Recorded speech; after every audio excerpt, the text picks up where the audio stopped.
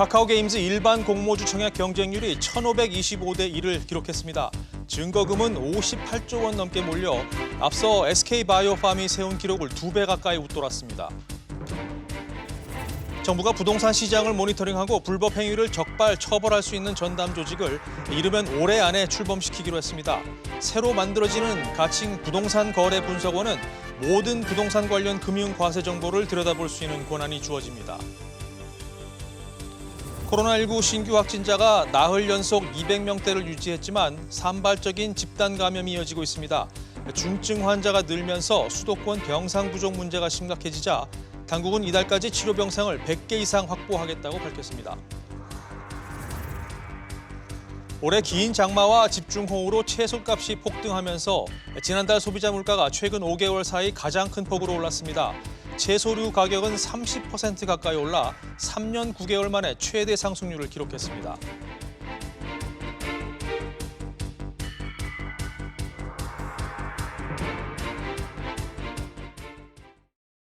시청자 여러분 안녕하십니까? 국내 기업 공개 시장에 또 한 번의 신기록이 나왔습니다. 어제와 오늘 이틀간 말 그대로 광풍이 몰아친 이 카카오게임즈 일반 공모주 청약이 1,500대 1이 넘는 경쟁률을 기록했습니다. 청약 증거금으로는 무려 58조 원이 넘는 돈이 몰렸는데요. 이 앞서 SK바이오팜이 세웠던 기록을 2배 가까이 넘긴 역대 최대 규모입니다. 자, 취재기자 연결합니다. 최나리 기자. 네, 최나리입니다. 네, 청약 마감 결과 자세히 전해주시죠. 네, 카카오게임즈의 최종 청약 경쟁률이 1,500대 1을 돌파했습니다.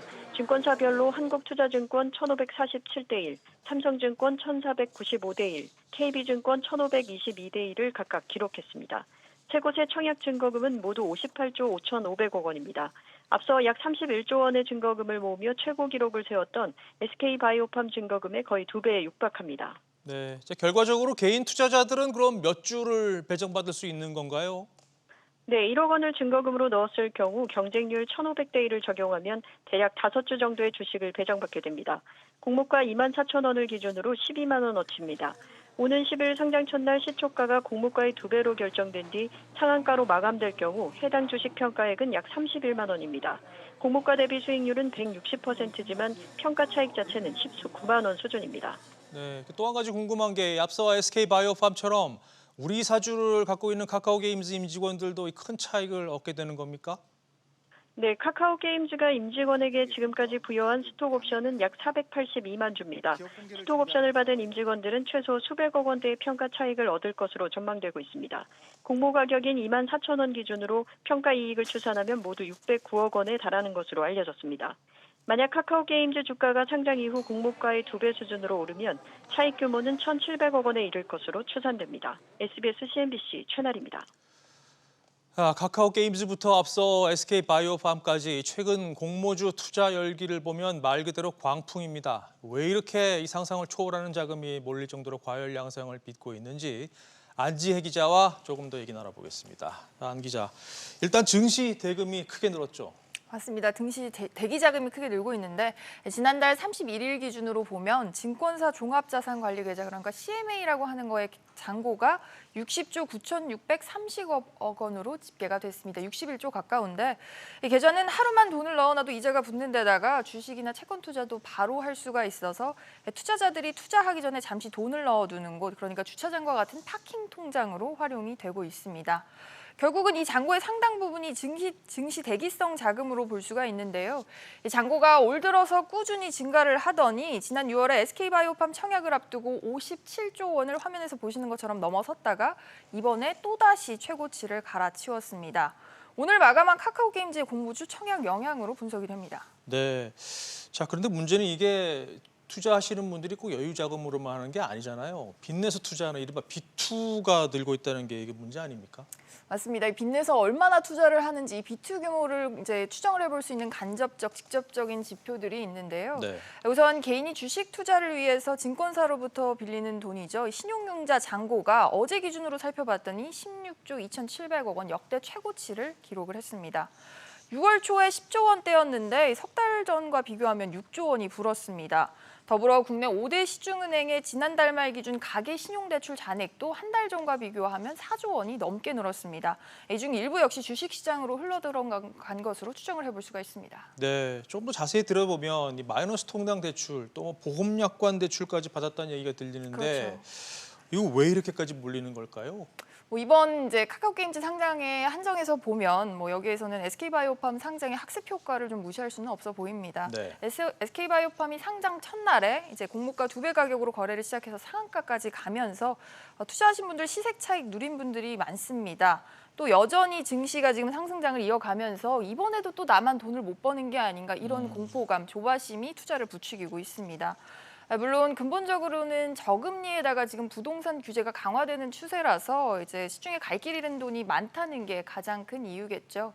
정부 역시 이런 맥락을 고려를 해서 최근에 한시적 공매도 금지를 연장하는 등 개인 투자자에게 굉장히 우호적인 투자 분위기를 조성하고 있습니다. 네. 물론 투자는 전적으로 개인의 책임입니다. 하지만 이렇게까지 B2가 늘어날 수밖에 없는지 B2까지 하는 절박한 심정과 대안에 대해서는 금융당국도 면밀히 들여다보고 좀 대책을 세울 필요는 있어 보입니다. 그렇죠. 예, 안 기자 잘 들었습니다. 자, 오늘 주식시장은 어제 상승세가 이어졌습니다. 개인 투자자들이 6거래일 연속 매수에 나서면서 코스피는 2,360선을 넘겨서 거래를 마쳤는데요. 자세한 상황 취재기자 연결해 알아봅니다. 류정훈 기자. 네, 류정훈입니다. 네, 오늘도 개인들이 끌어올렸군요. 네, 오늘 코스피는 20포인트 넘게 오르내리며 혼조세를 보였다가 결국 어제보다 0.63% 오른 2,364.37에 거래를 마쳤습니다. 전날보다 0.59% 오르며 개장한 코스피는 간밤 뉴욕 3대 증시가 미국 제조업 회복세에 힘입어 최고가를 기록했다는 소식에 힘을 받았는데요. 하지만 오후 들어 외국인과 기관 투자자의 매도 공세에 하락했다가 장 막판 개인들의 매수에 2거래일 연속 상승 마감했습니다.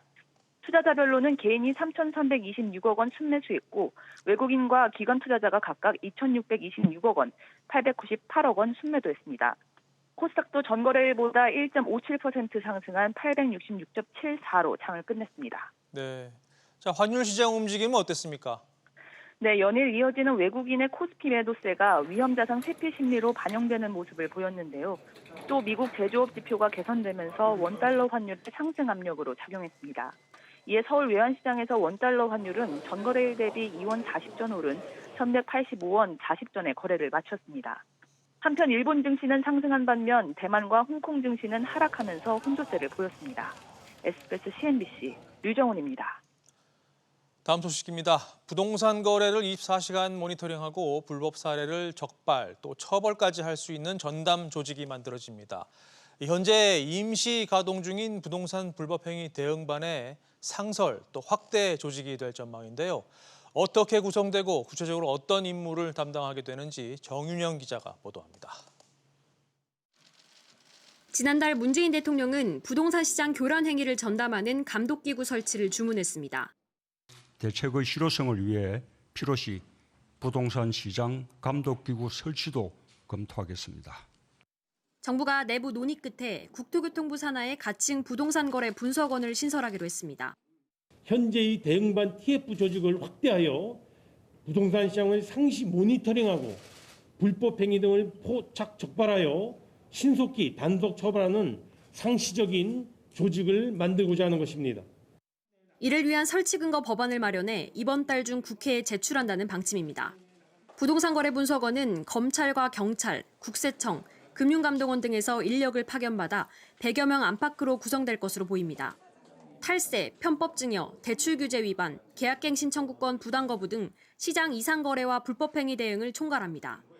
논의 중인 설치 근거법에는 보험료, 금융자산, 금융거래 등 민감한 개인정보를 들여다볼 수 있도록 하는 내용이 담기는 것으로 알려졌습니다.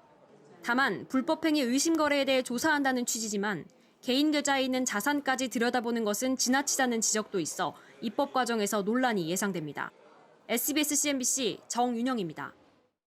수도권 127만 호 주택 공급 계획을 내놓은 정부가 경기 북부 지역의 세부 계획을 발표했습니다. 또 관심이 높은 이 태릉 골프장 부지를 포함해서 내년에 사전 청약이 진행될 수도권 3만 가구 공급 대상지와 일정은 다음 주에 발표됩니다. 김기성 기자의 보도입니다.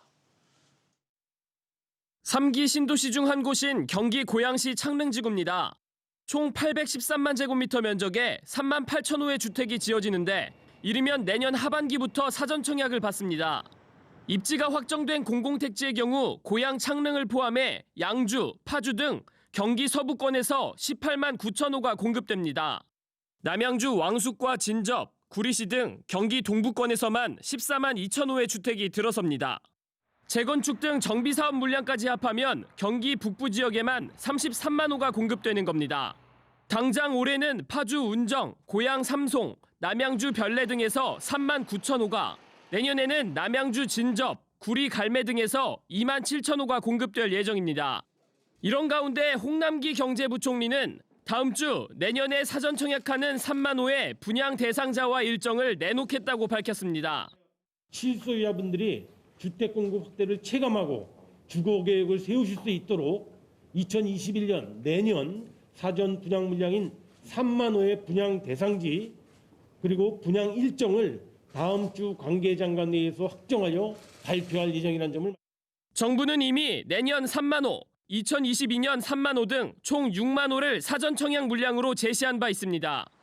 만 가구의 물량 공급이 가능해 서울 시내 최대 규모로 꼽히는 태릉 CC 부지에 대한 사전 청약 일정도 제시될 것으로 알려졌습니다. SBS CNBC 김기송입니다. 부동산 시장을 뜨겁게 달구는 대형 프로젝트 가운데 하나가 바로 수도권 광역 급행철도 GTX 노선인데요. 각 지자체들마다 이 정차역을 유치하기 위해서 총력전을 펼치고 있습니다. 경기도 양주에서 수원을 잇는 GTX-C 노선도 열기가 뜨거운데 이미 확정된 10곳 외에 추가적인 정차역은 만들지 않기로 한 정부 내부 방침이 확인됐습니다. 김정현 기자의 단독 보도입니다. 경기도 북부 양주 덕정역과 남부 수원역을 잇는 수도권 광역 급행철도 일명 GTX-C 노선입니다. 지난 2018년 예비 타당성 조사를 통과해 GTX-C가 정차할 것으로 확정된 역은 총 10개입니다. 그런데 최근 왕십리역, 인덕원역, 의왕역 등 관련 지방자치단체 10곳이 추가 정차역 유치에 발벗고 나섰습니다. 그런데 최근 주무부처인 국토교통부가 내부 용역 결과를 근거로 추가 정차역 신설은 현실적으로 어렵다는 방침을 정하고 10개 역 모두 노선에 추가하지 않기로 했습니다. 자체 연구 용역을 진행한 결과 현재 노선 추가를 요구하는 역들의 사업성이 높게 나오지 않았다는 게 국토부의 설명입니다. 실례로 서울시가 공식적으로 신설을 요구했던 왕십리역은 신설을 위해 최대 3천억 원이 더 필요한 것으로 추산되는데 이 경우 전체 사업비 부담만 늘어날 뿐 정차에 따른 효과는 낮다는 게 국토부의 판단입니다. 신설하게 되면 원래 추구했던 고속 급행의 기능을 상실하게 됩니다. 굉장히 잘한 생각을 합니다. 그렇지만 GTX역에 손쉽게 접근할 수도 역세권을 좀 더 확장할 수 있는 좋은 정책이 나와야 된다고 생각을 합니다. 국토부는 다음 달까지 관련 연구를 마치고 오는 11월 전 GTX-C 노선 기본 계획을 확정해 발표할 계획입니다. SBS CNBC 김정현입니다. 코로나19 상황 알아보겠습니다. 신규 확진자 수는 200명대를 유지하고 있지만 이 산발적인 집단 감염이 이어지고 또 중증 환자도 늘고 있어서 걱정인데요. 취재 기자 연결합니다. 김환진 기자. 네, 김환진입니다. 네, 서울 아파트 단지에서도 집단 감염이 발생했죠? 그렇습니다. 서울 강남구 일원동에 있는 수서 1단지 아파트에서 경비원과 주민 등 6명이 확진 판정을 받았는데요. 관련해 987명을 대상으로 검사가 이루어지고 있습니다. 또 이 밖에 노원구 기도원과 광진구 혜민병원 관련 누적 확진자가 각각 10명으로 늘었고 성북구 요양원과 중랑구 체육시설 확진자도 잇따랐습니다. 인천에서는 인천시 30여 개 부서와 공공기관이 입주한 연수구 미추홀 타워에서 공공기관 직원 1명이 확진 판정을 받았는데요. 해당 건물에서 일하는 공무원 570여 명이 검사를 받고 있습니다. 이런 가운데 어제 신규 확진자가 267명이었는데요. 전날까지 닷새 동안 조금씩 줄면서 235명까지 내려갔다가 다시 늘어났습니다. 국내 발생이 253명이었는데 수도권에서만 187명이 나왔습니다. 특히 위중, 중증 환자가 하루 사이 20명 추가돼 124명으로 늘었습니다. 네, 이제 감염 경로가 불분명한 환자가 늘고 있는 것도 우려되는 상황이죠? 그렇습니다. 정세균 총리는 중대본 회의에서 최근 일주일간 감염 경로를 알 수 없는 확진자가 25%라면서 다가오는 추석이 또 다른 불씨가 돼서는 안 된다고 강조했습니다. 이런 가운데 인천 연수구가 전국에서 처음으로 관내에 있는 골프장과 테니스장 등 실외 체육시설에 대해서도 집합 금지 명령을 내렸습니다. 한편 전광훈 사랑제일교회 목사가 퇴원하자마자 기자회견을 열고 정부 방역은 사기극이라고 주장했는데요. 문 대통령이 계속 국민을 속이면 목숨을 던질 것이라고 말했습니다. SBS CNBC 김한지입니다. 집단 감염은 전국 곳곳에서 속출하고 있습니다. 특히 확진자 가운데 위중 환자와 중증 환자가 늘면서 병상 확보에도 비상이 걸렸는데요. 취재 기자 연결합니다. 엄하은 기자. 네, 엄하은입니다. 네, 먼저 지역별 감염 상황부터 자세히 전해주시죠. 네, 대구에서 13명의 신규 확진자가 발생했습니다. 이 중 5명은 코호트 격리 중인 동아 메디병원에서 나왔고 대구 사랑의 교회와 관련한 확진자도 포함됐습니다. 경북에선 광복절 집회에 참가한 일가족을 포함해 모두 4명의 확진자가 나왔습니다. 집단 감염이 발생한 순복음 대전 우리교회 확진자와 접촉한 50대 남성도 추가 확진 판정을 받았는데요. 이 교회 신도의 남편은 확진 판정을 받은 뒤 입원 치료 중 오늘 숨을 거뒀습니다. 울산에선 60대 이상 고령자 5명이 추가 확진 판정을 받았는데 고스톱을 치다가 감염된 것으로 추정되고 있습니다. 고스톱 관련 확진자는 현재 12명으로 늘었습니다. 네, 자, 이런 가운데 중증 환자를 치료할 병상이 부족할 수 있다고요. 네, 어제 기준 수도권에 있는 중증 치료 병상은 모두 16개입니다. 이 중 9개 병상만이 즉시 입원이 가능한데요. 방역당국은 이번 달까지 중증 치료 병상 110개, 연말까지는 103개를 추가 확보하겠다며 의료기관에 총 1,054억 원을 지원하겠다고 밝혔습니다. 자, 의료계 파업은 계속되고 있는데 정부가 오늘 좀 발전된 입장을 내놨죠? 네, 정부는 국회와 대한전공의협의회 등이 함께 논의한 결과를 기다리고 있다라면서 합의 결과를 존중할 것이라고 밝혔습니다. 김태년 더불어민주당 원내대표는 오늘 야당과 신속하게 논의해 공공의료 확충을 위한 협의기구를 서둘러 구성할 것이라고 밝혔습니다. SBS CNBC 엄하은입니다. 자, 앞서 전해드린 대로 일일 신규 확진자 수는 나흘 연속 200명대를 유지하고 있습니다. 지난주까지만 해도 하루 최대 2,000명이 넘는 확진자가 나올 수 있다는 이 당국의 경고가 있었는데 사회적 거리두기 2.5단계 시행이 그나마 폭발적인 확산세는 막고 있는 것으로 풀이됩니다. 전서인 기자의 보도입니다. 지난주 400명대까지 치솟았던 신규 확진자 수. 사회적 거리두기 강화 이후 4일째 200명대를 유지하자 방역당국은 최악의 상황은 피했다고 판단했습니다. 아직은 200명 이상의 유행이 발생하고 있지만 국민들의 적극적인 방역 참여 결과로 폭발적인 급증 추세는 억제되고 있다고 말씀드립니다. 다만 매일 250명 이상의 환자는 보고되는 상황이라며 사회적 거리두기를 다시 한번 당부했습니다. 이번 한 주가 새롭게 시작되고 있는 2차 유행의 확산세를 안정시킬 수 있을 건지 아니면은 다시 또 증가할 것인지에 대한 그런 확산의 기로에 있는 한 주라고 생각합니다. 정부는 추석 연휴를 앞두고 열차 내 예약 가능한 객실을 줄여 방역에 나설 예정입니다. 현재 우선은 창가 측 좌석만 판매하는 이러한 내용을 통해서 판매 비율을 50% 낮추고 열차 내의 승객 간 거리를 최대한 확보하는 이러한 조치들도 시행이 될 것입니다. 방역당국은 최대한 빠른 시간 안에 확산세를 안정시키는 것을 최우선으로 하고 추석 명절을 최대한 보장할 수 있도록 노력하겠다고 밝혔습니다. SBS CNBC 전서인입니다. 역대 최장기간 장마와 비 피해로 요즘 채소 가격이 천정부지로 올랐습니다. 지난해와 비교해 배추값이 70% 가까이, 고구마와 호박도 50% 넘게 오르면서 이 장바구니에 담기가 부담스러워졌는데요. 자, 이처럼 채소값이 오르면서 지난달 소비자 물가도 5달 만에 가장 큰 폭으로 올랐습니다. 취재기자 연결합니다. 이광호 기자, 구체적으로 얼마나 올랐나요? 네, 최근 1년간의 소비자 물가 상승률을 비교해봤습니다. 지난해 9월 마이너스를 기록한 뒤 작년 연말과 올해 초에는 1%대 회복세를 보였지만 코로나19 확산에 물가가 다시 마이너스까지 떨어졌습니다. 그리고 6월부터 상승률이 회복되기 시작해서 5개월 만에 최대 상승폭을 보인 겁니다. 네, 앞서 7, 8월 장마가 길었잖아요. 그것 때문인가요? 네, 장마의 영향이 컸습니다. 날씨 영향을 많이 받는 신선식품의 물가가 그야말로 요동을 치면서 지난해 같은 기간보다 15% 넘게 올랐습니다. 2017년 1월 이후 가장 크게 상승했습니다. 지난 7월과 비교해도 한 달 새 10% 넘게 치솟은 수치입니다. 특히 배추나 상추, 시금치 등 신선 채소류가 30% 가까이 올라서 신선식품 전체 물가를 끌어올렸습니다. 자, 신선식품뿐만 아니라 가공식품 가격 인상도 이어지고 있죠. 네, 롯데제과가 캔디와 과자 가격을 평균 10% 인상하기로 했고 오뚜기도 즉석밥 가격을 평균 8% 올렸습니다.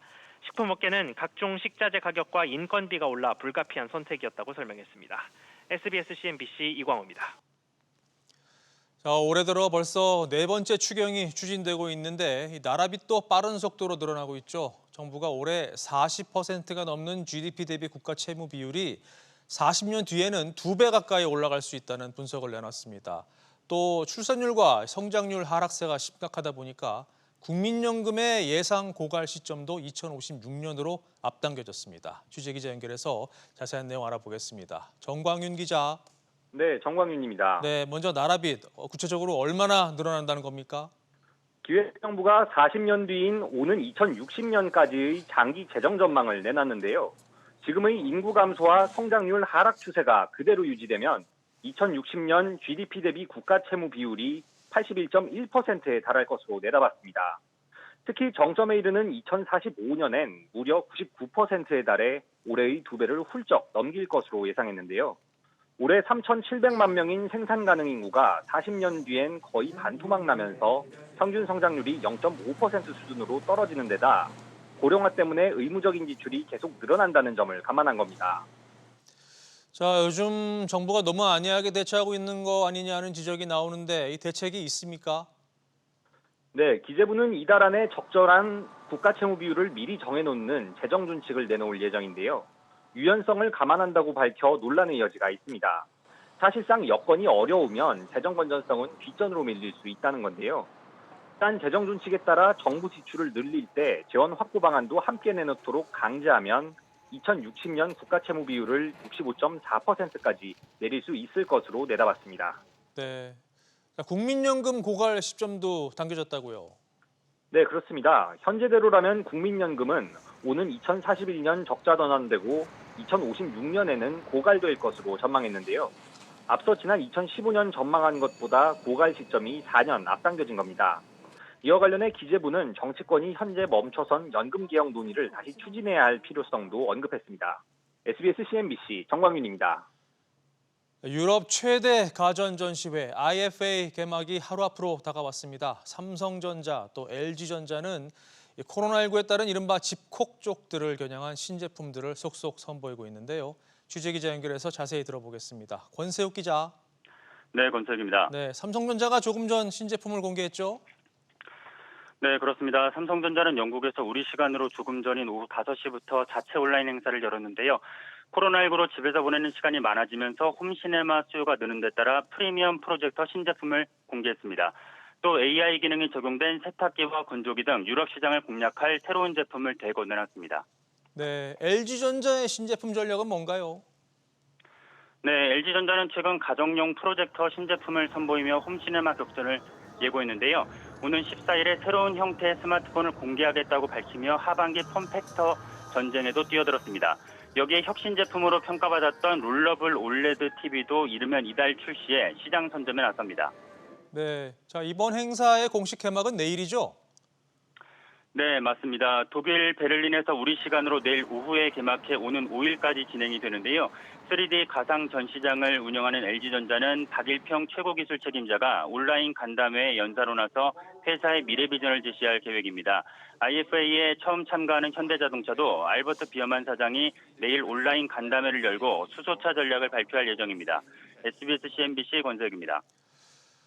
아시아나항공 인수를 놓고 지난주에 채권단과 HTC 현대산업개발수장이 최후 담판을 가졌죠. 이 채권단이 제시한 답변 시한이 임박한 가운데 이번 M&A가 성공할 수 있을지에 관심이 모아지고 있습니다. 취재기자 연결합니다. 장가희 기자. 네, 장가희입니다. 네, 채권단이 제시한 응답 시한이 오늘까지로 알려졌죠? 네, 업계에 따르면 지난달 26일 이동걸 사는 회장은 정몽규 HDC 현산 회장을 만나 일주일이 되는 오늘을 답변 시한으로 제시한 것으로 알려졌습니다. HDC 현산은 아직까지 입장을 내놓지 않고 있는데요. HDC 현산이 장고에 들어간 가운데 이번 주 아시아나항공 매각의 방향이 정해질 것으로 전망됩니다. 네, 앞서 채권단이 현산 측에 제안했던 내용은 구체적으로 뭔가요? 네, 사내는 아시아나항공 인수를 전제로 아시아나항공 추가 지원 방안을 제시했는데요. 1조 5천억 원가량의 자금을 채권단이 지원하고 아시아나항공이 발행한 영구채, 전환사채를 자본으로 유지하는 내용이 포함된 것으로 전해집니다. 이는 현재 2000%를 넘는 아시아나항공의 부채 비율을 400% 이내로 줄이는 방안의 일환인 것으로 알려졌습니다. 자, 만약 HDC 현산 측이 이 제안을 받아들이지 않으면 이거 어떻게 되는 겁니까? 네, 일각에서는 HDC 현산이 결정 시한 연장을 요청할 것이란 관측도 나오는데요. 하루 이틀 정도 더 시간을 줄 수 있을 것으로 예상이 되지만 이번 주 안으로는 방향이 정해질 것으로 보입니다. 채권단은 HDC 현산이 진정성을 나타내지 않을 경우 거래를 종결할 수밖에 없다는 입장입니다. 만약 매각이 무산되면 아시아나항공은 채권단 관리 체제에 놓이게 되고 기간산업안정기금이 투입될 것으로 보입니다. 이후 통매각이 아닌 자회사들과는 분리 매각될 가능성이 높습니다. SBS CNBC 장가입니다. 나이가 들수록 이런저런 질병에 대비해서 각종 보험에 많이들 가입하시는데요. 특히 5060 세대 10명 가운데 8명은 평균 2.5개의 이 보장성 보험에 가입하고 있는 것으로 나타났습니다. 하지만 실제로 보험 혜택을 받는 경우는 많지 않아서 어떤 보장을 받고 있는지 꼼꼼히 따져보시는 게 좋겠습니다. 이 내용은 조슬기 기자가 설명해 드립니다. 만성질환은 5, 60대 중장년층의 건강을 위협하는 대표적인 질병입니다. 미래에셋 은퇴연구소 조사 결과 5, 60대의 80%가 만성질환을 앓고 있었고 50대는 2.4개, 60대는 3.3개의 질환을 보유하고 있는 걸로 파악됐습니다. 최초 진단 연령은 56세 안팎으로 조사됐고 고혈압과 고지혈증 등의 만성질환이 많았습니다. 5, 60대의 만성질환자 7명 가운데 1명은 연간 1회 이상 입원했고 입원 일수는 평균 11일로 조사됐습니다. 의료비 지출 규모도 컸습니다. 만성질환자의 건당 입원비는 평균 106만 원이었고 200만 원 넘게 지출한 경우도 15.6%를 차지했습니다. 입원을 하지 않은 5, 60대의 90%는 통원 치료를 받았고 1인당 연간 56만 원을 지출했습니다. 5, 60대의 80%는 질병 위험을 보장받기 위해 평균 2개 이상 보험에 가입했지만 보험금을 받는 사람은 평균 12%에 그쳤습니다. 암이나 심뇌혈관 질환 같은 중대질환 입원에 대한 보험금 지급 비율은 24.7%였고 보험금은 입원비의 평균 4배 수준으로 조사됐습니다. 연구소는 5, 60대 보험 가입률은 높은 반면 보장 범위는 충분하지 않다며 나이가 들수록 의료비 지출이 늘어나는 만큼 의료비가 큰 항목을 중심으로 보장 내역을 점검해야 한다고 조언했습니다. SBS CNBC 조슬기입니다.